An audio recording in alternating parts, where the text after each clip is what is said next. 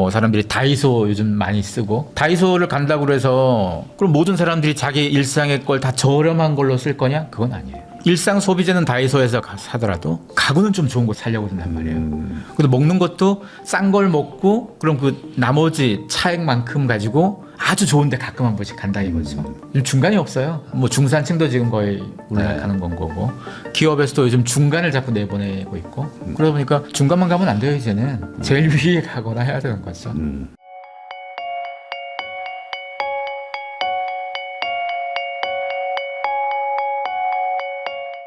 김용섭 소장님하고 이야기 나누고 있는데요.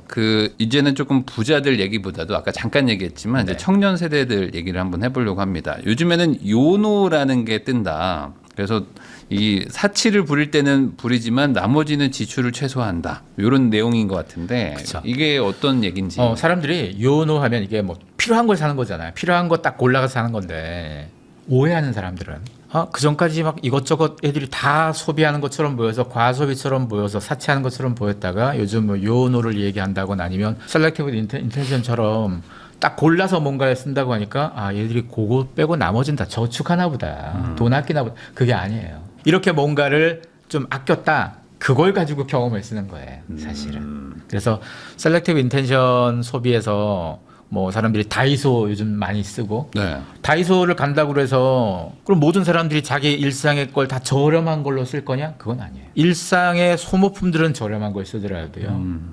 자기가 좀 뭔가 중요하다고 생각하는 물건들은 비싼 걸 사요. 만약에 일상의 소모품까지 좀 비싼 걸 샀다면 돈에 쓸 여력이 줄어들었겠죠, 그만큼. 근데 거기서 좀 아낀 걸 딴 데다 쓰는 건 거지 저축을 하는 게 아닙니다. 왜 이게 저축은 안 하죠? 저축이라는 게 투자하는 사람들이 보통 저축을 하고 그러지 않잖아요. 뭐 저축을 그러니까 좀 돈을 좀 모아야 되는데 근데 모으진 않는군요. 그쵸. 그 모으는 것도 그 돈을 그 은행에 서 놔두는 건 아니죠. 네. 그 돈을 가지고 뭐 작은 주식이 됐건 코인이 됐건 이런 데 투자해서 좀 물론 뭐 부동산에 투자를 하고, 부동산도 혼자 못하면 나눠서 하고 이렇게 하는 건 거지. 옛날 사람들의 저축은 다르잖아요. 적금에 넣어놓고 해서 놔두는 이런 개념이었다면, 그런 쪽으로는 20대, 30대 그리고 뭐 일부 40대까지도 저축을 해가지고는 돈이 불어나지도 않고 돈을 벌 수 있다고 생각 자체를 못하는 세상이 돼버렸잖아요. 그렇죠. 물가가 더 빨리 올라가니까. 그러니까 그렇게 하느니 그냥 내가 좀 더 좋은 경험을 쌓고 내가 좀 더 풍요하게 잘 누리겠다. 그리고 지금 시대 20대, 30대들은 좀 풍요로운 세상에 태어난 거죠. 네. 50대, 60대 이상은 어렸을 때 풍요가 아닌 상황들을 겪어봤다면 20대, 30대는 뭐 밥을 못 먹어서 등록금을 못 내서 이런 경험치 하는 사람들은 사실 별로 없었겠죠. 그러다 보니까 돈을 통해서 언젠가 내가 돈을 뭐 어떤 위험한 상황, 이런 상황이 생길지 모르니까 아껴서 저축하고 놔둬야지, 이 개념이 희박할 수밖에 없어요. 요즘에 제가 약간 번화가 같은 데 가보니까 약간 확실히 달라진 게 애매한 금액대들의 음식점들은 텅텅 비었어요. 근데 완전 저가로 막 뭐 엄청 싸게 파는 그런 뭐 고깃집 뭐 이런 데들은 사람이 좀 있더라고요. 그러니까 일반적인 친구들 만날 때는 아주 싸게 먹고 뭔가 정말 날 잡아서 한번 제대로 쓰자. 이런 트렌드가 확실히 이런 외식업계 이런 데도 많이 적용이 되는 것 같은데. 이 양극화가 모든 영역에 다 드러나는 게요. 일상 소비재는 다이소에서 사더라도 가구는 좀 좋은 거 사려고 든단 말이에요. 근데 먹는 것도 싼 걸 먹고 그럼 그 나머지 차액만큼 가지고 아주 좋은데 가끔 한 번씩 간다 이거죠. 명품도 제일 비싼 명품은 잘 팔리지만 어중간한, 보통 메스티지라고 그랬죠. 메스티지가 좀 중급 그런 명품, 중급 명품, 이 시장이 거의 죽었어요. 우리나라의 대표적인 메스티지 브랜드 몇 개 있었잖아요. 그 매출이 10년 전과 비교하면 뭐 반에 반반 토막 엄청 낮아졌어요. 이게 다시 옛날처럼 그렇게 될 확률은 없어요. 극히 없다. 없을 이제는 거예요. 점점 더 양극화로 가는 그쵸. 상황인 거네요. 그러면 이제 만약에 뭐 요즘에 자영업자 힘들다고 하는데 그런 것도 어찌 보면 그런 이유일 수도 있을까요? 뭐 최대한 집에서 해 먹던지 뭐 이렇게 하면서 아끼고 비싼 것만 한다. 지금 그 밀키트라든가 이런 쪽 시장이 네. 거의 팬데믹 수준보다 더 높아지는 상황이거든요. 보통 팬데믹 때 커졌다가 그게 끝나고 나서는 다시 이제 밖에 나가서 사 먹고 그러겠다 싶었는데 안 그렇단 말이죠. 그렇게 해서 뭔가 일상에서의 소비의 방향들이 좀 바뀌기 시작하는 거, 그리고 회식이라던가 술 소비의 변화, 이것도 사실은 자영업에 굉장히 크죠. 자영업이 밥만 파는 데들도 있긴 하지만 술까지 같이 파는 데도 있고, 회식이나 술자리 자체가 줄어들었다는 것은 남들하고 모이는 횟수가 줄어든 거니까.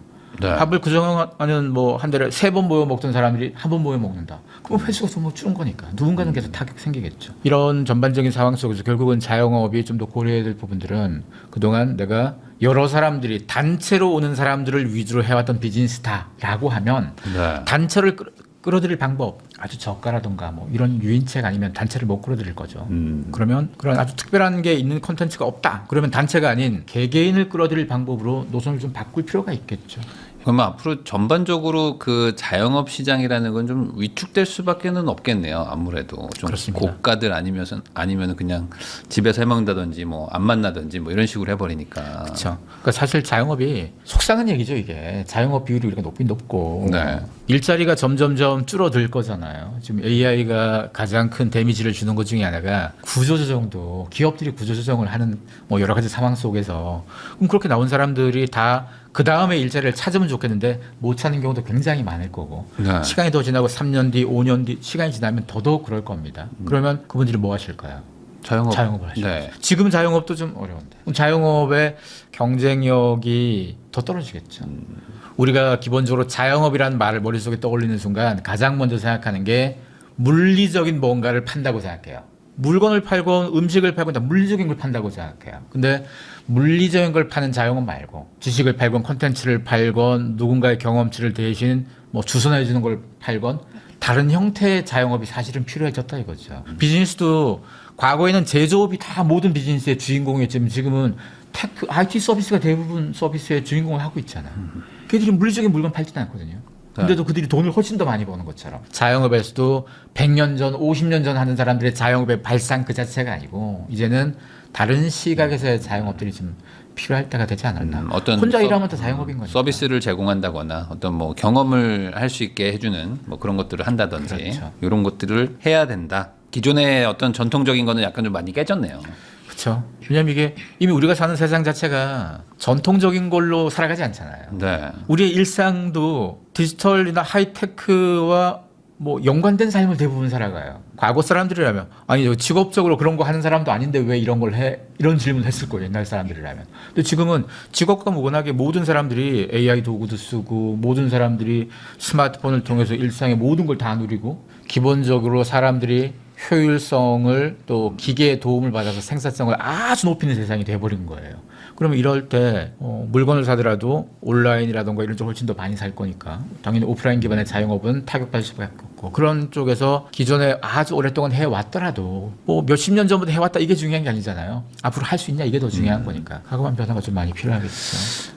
이런 얘기도 있더라고요. 모든 것이 화려한 게 아니라 불필요한 것을 제거한 린 럭셔리. 네. 린 럭셔리라는 게 또 뜬다는데 이게 어떤 건지도 이것도 좀 명품에서 드러나는 건데요. 그 호텔들 중에서도 아주 비싼 호텔들, 그 비싼 호텔들에서도 자기보다 더 비싼 데들이 있을 거잖아요. 네. 보통 우리가 뭐 5성, 6성 하지만 아예 별을 신경 안 쓰는 애들도 있단 말이죠. 그러면 그런 데랑은 비교하면 안 되죠. 50만 원짜리 호텔이 300만 원짜리 호텔과 비교하면 늘 자기가 모자랄 거잖아요. 근데 50만 원짜리 호텔에서 300짜리 갖고 있던 호텔이 갖고 있는 모든 면을 다 따라가 보겠다 그러면 못 따라가는데 몇 개는 버릴게 우리가. 대신 한두 개는 우리가 핵심으로 써볼게. 침구만큼은 300짜리 호텔도 더 좋은 거 써볼게. 네. 여기 집중하면 충분히 숙면이 아주 필요한 사람 이런 사람들은 난 저 갈래. 선택이 되는 거죠. 그래서 예전처럼 특급 호텔이라고 할지라도 뭐 모든 다 힘주는 것보다 한두 개 힘을 좀 빼고 나머지에 좀 힘을 좀 쏟는 그리고 먹는 것도 어떤 호텔은 먹는 게 그냥 무난한 데들이 있잖아요. 네. 무난한 데들이라면 그게 경쟁력이 없다는 얘기잖아요. 빼버리면 되는 거죠. 빼버리고 그만큼을 딴 데다 더 쓰면 되는 거잖아요. 이렇게 해서 모든 사람들이 비슷한 경험치를 원하는 게 아니기 때문에 이런 럭셔리 영역 내에서도 선택과 집중을 하는 거니까. 럭셔리마저도 이런 선택이니 럭셔리가 아닌 쪽에서는 더더욱 선택과 집중이 필요하죠. 그게 오히려 어찌 보면 SNS의 순기능으로 볼 수도 있네. 그러니까 이렇게 뾰족하게 하는 게 옛날의 전통적인 마케팅에서는 불리했었을 것 같은데 이제는 약간 이런 거를 취향을 알아주는 사람들을 구하기 또 쉬우니까 또 그렇게 되는 걸까요? 그렇죠. 이게 SNS의 역할일 수도 있고 사람들이 내가 얼마나 좋은 걸 쓰고 있고 남들이 얼마나 재밌고 뭐 특별하게 멋진 걸 쓰는지를 다 몰랐어요. 그걸 TV로 맨날 중계해 주는 것도 아니고 네. 연예인들의 삶 빼고는 모르잖아요 우리가. 네. 근데 지금은 좀만 신경 쓰면 정말 별의별 사람들이 어떻게 사는지를 다 알게 돼요. 다 알게 되다 보니까 그 속에서 저런 경험을 다 보다 보니까 우리의 욕망도 높아진 거예요. 욕망은 알면 커져요. 네. 모르면 욕망이 안 커져요. 산 속에 혼자 사는 사람들은 산 속만 갖고도 평생 행복한데 산 바깥 세계에 눈을 잡고 뜨기 시작하면 내가 가진 욕망이 좀 아쉬워지는 거잖아요. 자꾸. 아. 그런 것처럼 SNS가 우리에게 욕망을 막 불을 지펴주는 역할이 SNS의 역할. 그 덕분에 특정에 관심을 쏟아서 마케팅을 누군가는 잘할 수 있게 만들어준 것도 그들의 역할. 이렇습니다. 그럼 앞으로 말씀하셨던 것처럼 뭘 하든지 간에 네. 저희가 또 이제 머니 트렌드라는 게 이제 돈을 또 얘기하는 책이니까 네. 그러면 결국에는 뾰족해져야 되나요? 어떤 한두 가지를 좀 집중해서 해야 된다. 이런 걸 맞습니다. 해야 되나요? 지금 이 뾰족이라는 단어가 굉장히 중요한 게요. 이게 물건 팔 때도 중요하지만 인재상에서도 중요해져요. 옛날 시대 인재상은 두루두루 잘하는 애였어요. 보통 회사에서 공채 같은 거 할 때 네. 학력도 괜찮고 뭐도 괜찮고 뭐도 괜찮고 두루두루 인재를 왜 뽑아야 되냐면 어떤 부서에서 어떤 일을 시킬지는 아직은 모르겠지만 사람이 필요해. 우리 회사가 3년 뒤 5년 뒤에 뭘 할지는 아직은 모르겠지만 사람이 필요해. 그래서 사람을 잔뜩 뽑아놓고 이 부서 저 부서 막 돌렸잖아요. 그러니까 두루두루 좀만 가르치면 될 수 있는 사람들이면 훨씬 좋았죠. 그리고 옛날에는 대기업에 입사하자마자 바로 실무하는 게 아니잖아요. 네.